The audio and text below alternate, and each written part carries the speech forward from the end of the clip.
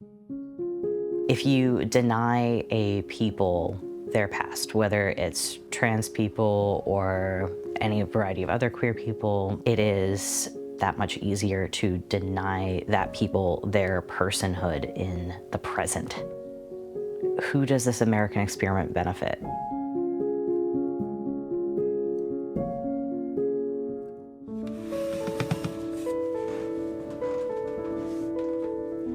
It's important to us to show that queer and trans people have always been part of Massachusetts history, that we have made an impact. We are also part of this very long American story. Queer History Boston is working on a podcast this year.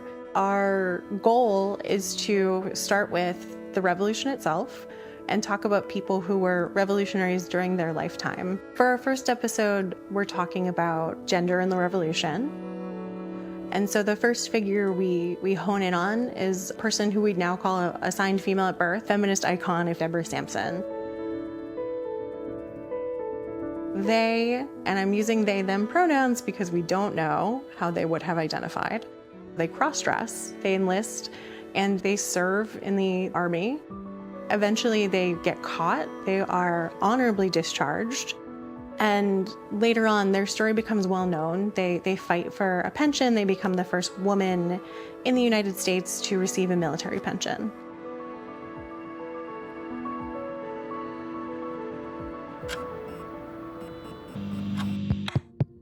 What made Deborah Sampson famous? Because she was interested in the celebrity, in part to support herself and her family later, that she was actually trying to get a pension, going on the stage to selling her story in book form.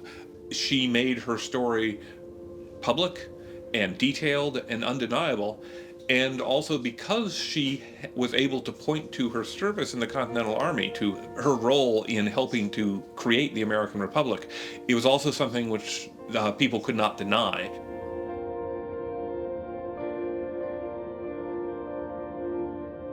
It strikes me of how personally important a project like this is to queer and trans people who have not seen themselves in history before.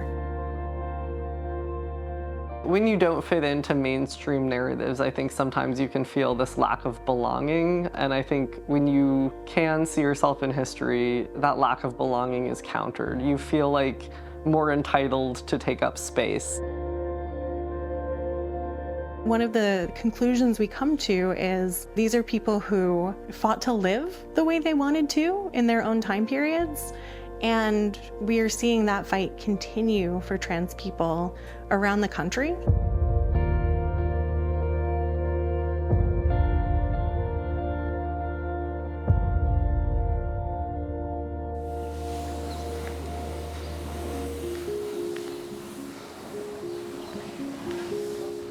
So this is the hat that I wore throughout my career in the National Park Service. It actually has my old initials inside in Sharpie. Yeah, I was a park ranger from 2017 to 2021, and leaving the Park Service actually had a fair bit to do with the fact that I'm trans. My graduate school project was about interpreting queer history at the National Parks of Boston and creating an entire guide for park rangers on how to do this.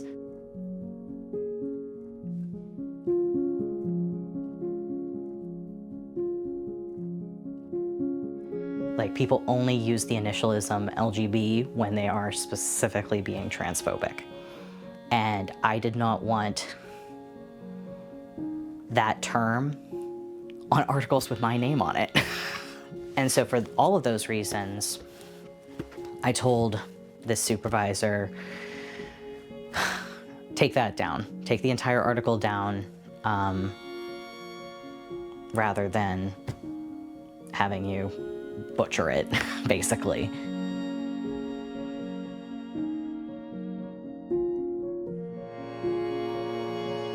The fact that we've always been here also means that we have survived a whole lot. And that means that we can continue to do so. A world without queer and trans people has never existed, and it never will.